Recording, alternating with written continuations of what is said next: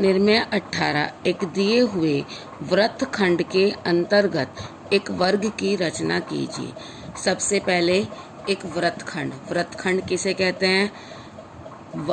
वृत्त बनाया किसी भी त्रिज्या का,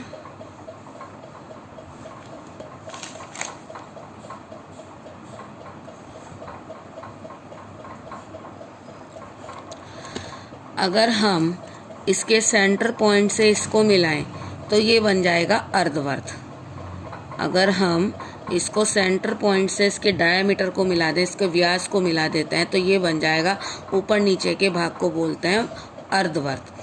अगर हम सेंटर पॉइंट से थोड़ा सा ऊपर या नीचे, इस तरह से सेंटर पॉइंट हमारा ये है, इस पॉइंट से नीचे इसकी लाइन, इसकी जीवा को मिला देते हैं इस तरह से, तो ये वृत्त के दोनों भाग वृत्तखंड कहलाते हैं।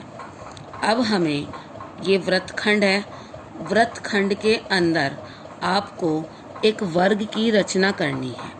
तो सबसे पहले क्या करेंगे, जो ये वृत्तखंड है कि जो हमने रेखा, जीवा रेखा बनाई है, इस रेखा के जितनी बड़ी रेखा ये है, ये 5.5 सेंटीमीटर की है, तो 5.5 सेंटीमीटर की ऊपर इस तरह से वर्ग बनाएंगे।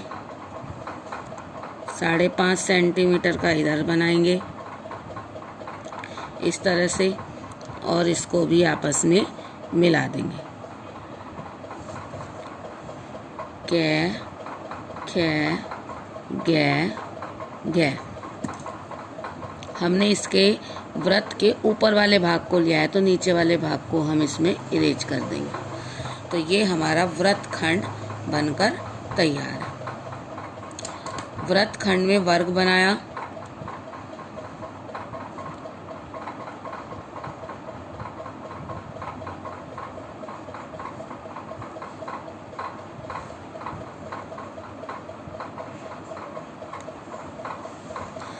ये वृत्तखंड। अब वृत्तखंड की इस रेखा पर हमने वर्ग बना दिया। वर्ग बनाने के बाद अब इसमें क्या है, अब तक आपने जितने भी वर्ग बनाए, आपने त्रिभुज के साथ बनाए, तो उसमें ऊपर वाला पॉइंट हमें, एक कॉर्नर पॉइंट हमें मिलता है। तो इसमें क्या करेंगे, इस वृत्तखंड की इस रेखा की को बाइसेक्ट कर देंगे, समद्विभाजित कर देंगे। आधे से अधिक दूरी लेकर के 2 चाप ऊपर 2 चाप नीचे लगाते हुए इस तरह से इनको आपस में मिला देंगे।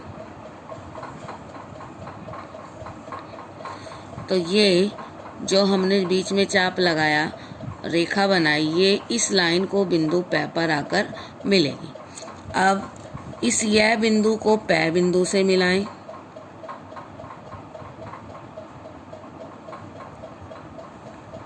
मिला दिया। पै बिंदु को गे बिंदु से मिलाएं,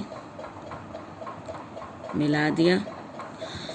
जब आपने ये दोनों बिंदु आपने मिलाए, तो ये इस वृत्तखंड को यहाँ पर बिंदु बै और बिंदु ए पर आकर मिलेगा, कटेगा। बै और ए को इस रेखा के समांतर मिला देंगे। इस बै बिंदु से वर्ग की इस रेखा के समांतर एक सीधी लाइन बनाएंगे। ऐसे ही वर्ग इस रेखा के समांतर बिंदु ऐसे एक रेखा बनाएंगे, जो नीचे वाली लाइन को बिंदु से और बिंदु द पर आकर मिलेगी। तो इस प्रकार ये जो वर्ग बना, यही हमारा अभिष्ट वर्ग है, यही हमारा उत्तर है।